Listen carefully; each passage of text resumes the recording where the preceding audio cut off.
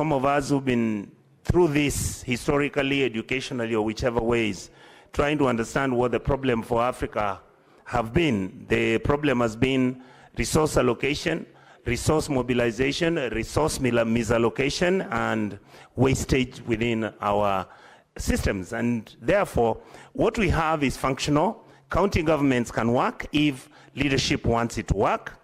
We are now mismanaging our bursaries. We are now mismanaging our pending bills. We are mismanaging our bursaries that are going to schools and colleges, and although that data is available with the reports that exist within Peak, Park, and Devolution Committee. And Mr. Speaker, the other thing I wanted to tell my colleagues here, if you are able to talk to our governors, we must agree that we are going to have a structure and a financial system that is watertight and is tamper-proof. That is why I completely agree with the government position of bringing in the e-citizen payments. That is a good call, but can you make sure it is end-to-end encrypted, and let us make sure that this e-citizen is being run by the Treasury instead of it being run by a private company. Number two, Mr. Speaker, you notice under the education sector, which goes through ECD centers at the county governments, I can assure you, Mr. Speaker, we don't have a system where we know the number of kids that we have, the schools they're going to, what they are being paid, and all these structures, which are essentially structural in the management of the financials of the county governments, have a problem. One of the issues, I'm sure, Mr. Speaker, you've seen, because you sit in this house, I have constantly argued, all the money I make, KRA knows what it is. All the money that I pay, KRA knows what I pay. All the money that I use, KRA knows where this money is. Why are the county governments refusing to allow the Kenya Revenue Authority to have an interface with the system that they are going to introduce that will run the financials within our county governments?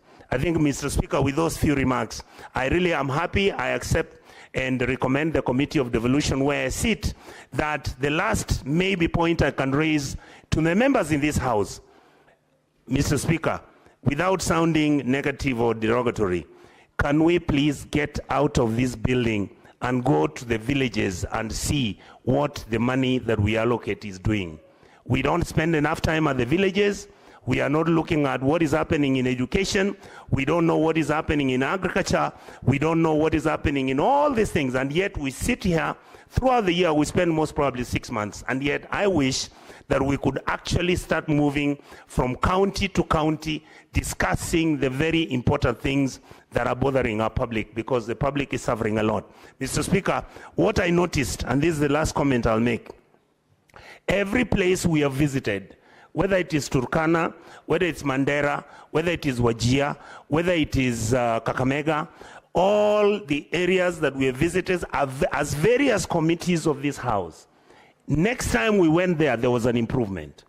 So the general feeling I have is, let members of the committees and members of this Senate, we create a program by discussing amongst ourselves so that we can visit these county governments, we visit county employees, we visit the county infrastructure, visit the roads. Let's see what is there. That is the only way we can be proactive and we can intervene before everything gets out of hand. With those very many remarks, Mr. Speaker, I want to say I support and I thank you for giving me the opportunity to contribute on this matter.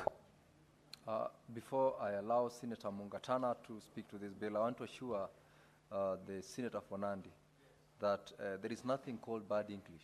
So what exists is what can hurt. What does not exist, which is the bad English, does not in any way hurt you.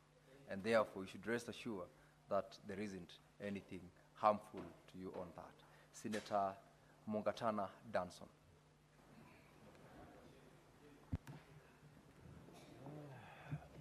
Thank you, Mr. Speaker. Mr. Speaker, first of all, I want to take the opportunity to commend the chair of this committee and the team, the Committee on Devolution.